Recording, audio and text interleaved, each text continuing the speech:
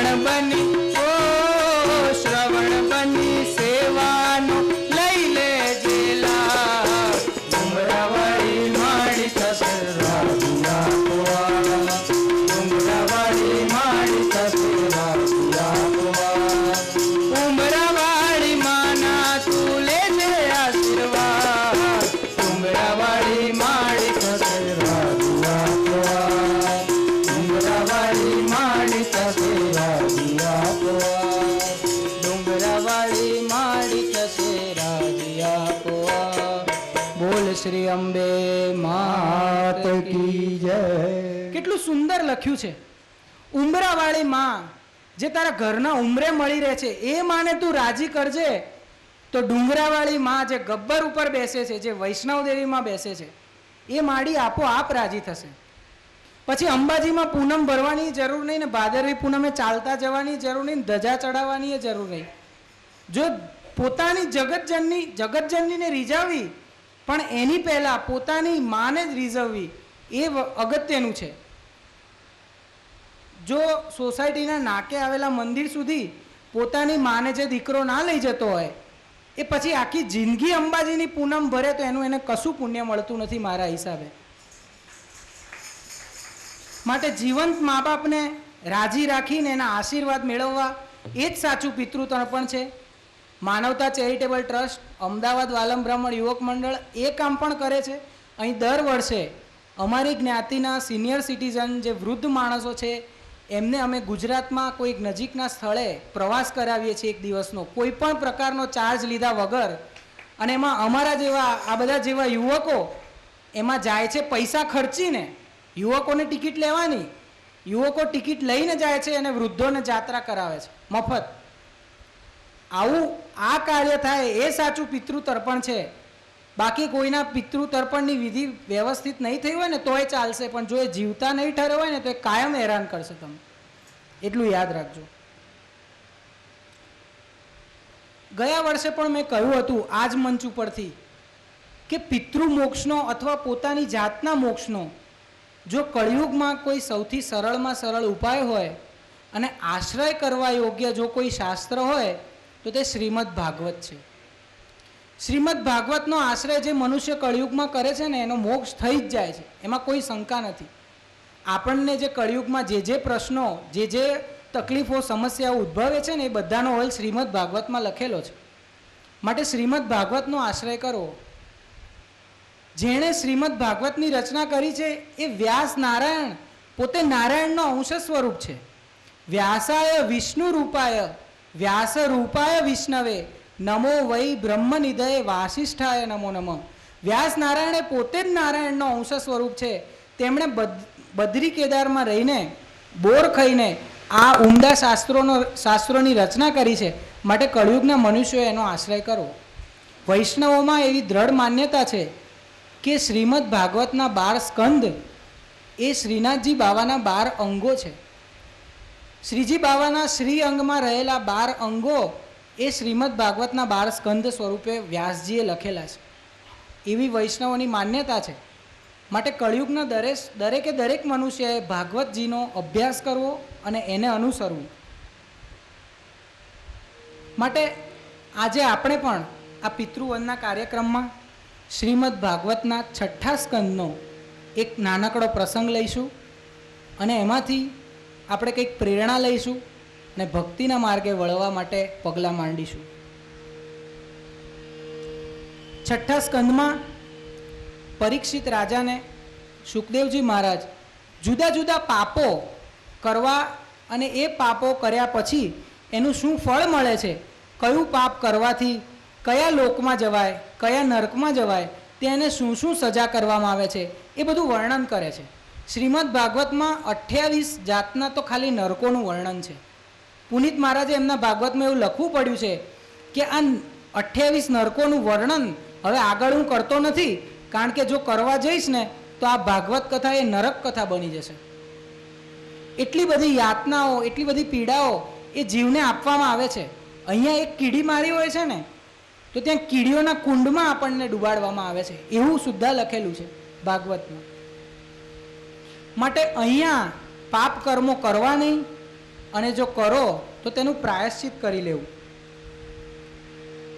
પરીક્ષિત સુખદેવજી મહારાજને પૂછે છે, નિવૃત્તિ માર્ગ કથિત આદો ભગવતા યથા ક્રમયોગપલબ્ધેન બ્રહ્મણાયદ સંસ્કૃતિ.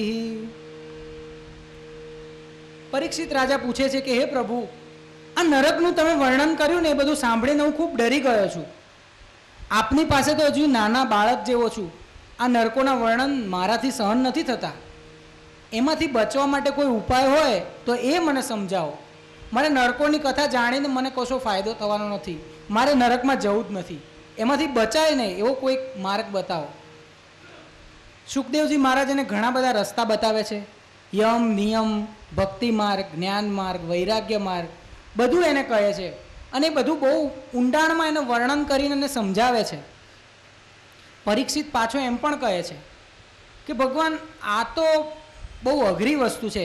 યમ નિયમમાં રહેવું, એને અનુસરવું, નિયમો પાળવા, ઉપવાસો કરવા, આ બધું નહીં, પણ એનાથી કોઈ સરળ માર્ગ હોય તો, કોઈ સહેલો હોય તો. આપણું પણ કંઈક એવું જ છે. સસ્તી વસ્તુ અને પાછી સારી ક્વોલિટીવાળી એ જ આપણે હંમેશા શોધીએ છીએ. છેક માણેક ચોક સુધી ભાવતાલની પૂછપરછ કરીશું, પછી ભલે સોસાયટીને નાકેથી વસ્તુ ખરીદીશું, પણ ભાવ પૂછાવીશું. સસ્તી, સારી અને ક્વોલિટીવાળી વસ્તુ દરેકને જોઈએ છીએ. એમ પરીક્ષિત પણ સુખદેવજી મહારાજને કહે છે કે મને કોઈ સરળ અને સહેલો માર્ગ બતાવો.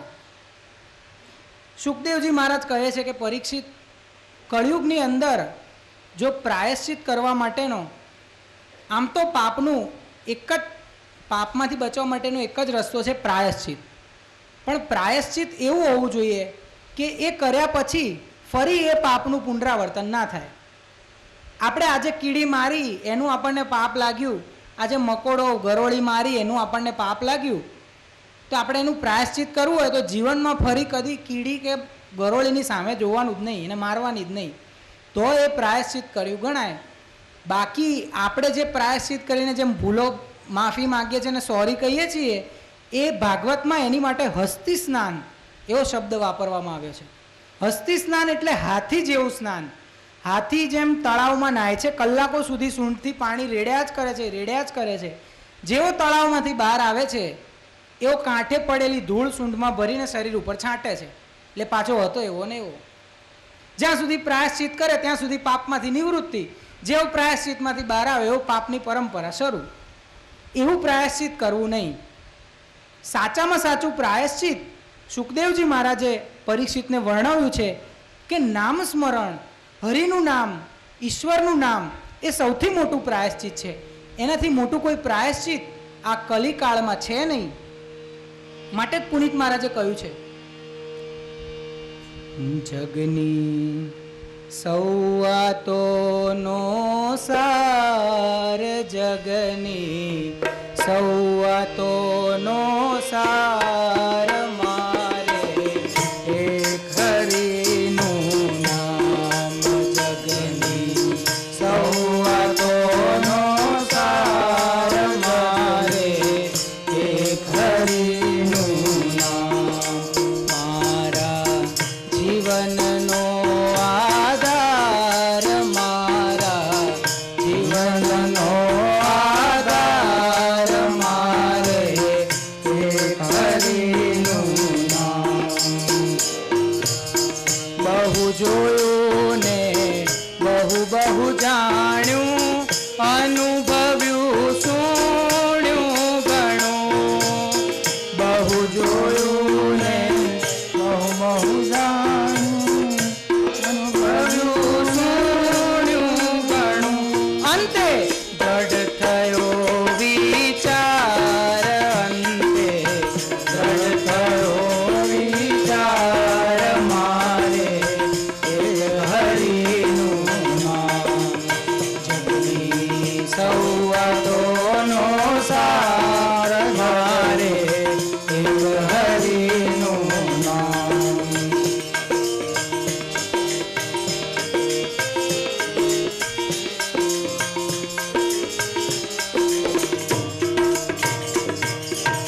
સત્સંગની છે બલિહારી જે,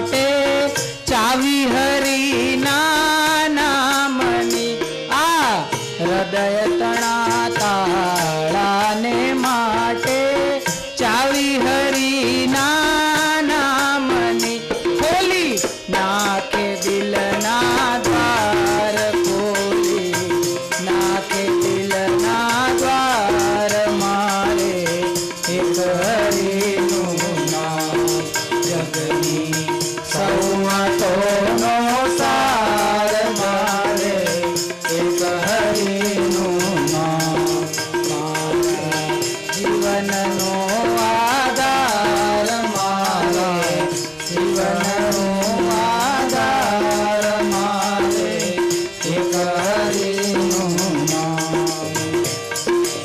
આગળ કહે છે પુનિત મહારાજ, તમે કેટલાય ઉપાયો કરો, યજ્ઞો કરો, પૂજાઓ કરો, યાત્રાઓ કરો, એ બધા પ્રયત્નોમાં, સર્વ પ્રયત્નોમાં જો એક પ્રયત્ન હાથીના પગલાની મધ્યે સૌ પગલા સમાય છે, હાથીના પગલાની મધ્યે સૌ પગલા સમાય છે, પુનિત કરશે બેડો પાર, કરશે બેડો પાર મારે એક હરિ મારા જીવનનો આધાર, મારા જીવનનો આધાર મારે એક હરિનું એક હરિનું નામ. સુખદેવ કહે છે, હે પરીક્ષિત રાજા, મેં જેટલા શાસ્ત્રો, પુરાણો, વેદો, જે કંઈ મેં લખ્યું છે ને, એ બધા હું વલોવી નાખું ને તો એનો એક માખણ સાર જે નીકળે એ હરિનું નામ છે. બસ બીજું આ દુનિયામાં કંઈ છે નહીં હરિનામ સિવાય. કળિયુગમાં પાપો ધોવાને માટેનો એક જ ઉપાય છે હરિનામ. પરીક્ષિત રાજાને આટલાથી સંતોષ થતો નથી. હે પ્રભુ, જો તમે સર્વે શાસ્ત્રોનો માખણ સાર કયો હોય તો બસ આટલું એક ભજન ગાઈ નાખવાથી એ મારા ગળે નથી ઉતરતું કે હરિનામ જ સૌથી મોટું. એને વિગતે સમજાવો. સુખદેવજી મહારાજ પરીક્ષિતને વિગતે સમજાવવા માટે એક સુંદર આખ્યાન કરે છે. કર્ણોપકર્ણ ચાલ્યું આવે છે અજામિલ આખ્યાન. શુકદેવ કહે છે, હે પરીક્ષિત સુણજો દઈને ધ્યાન, મહિમા નામ તણો લેનારાને લાભ ઘણો, મહિમા નામ તણો.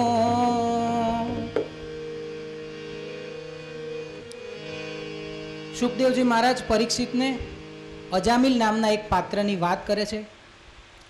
કાન્યકુબ્જ નગરમાં એક બ્રાહ્મણ પરિવાર રહેતો હતો. શાસ્ત્રોનો અભ્યાસુ, વેદનો, ઉપનિષદોનો અભ્યાસુ એવો સંસ્કારી બ્રાહ્મણ અને એની સુશીલ અને સંસ્કારી પત્ની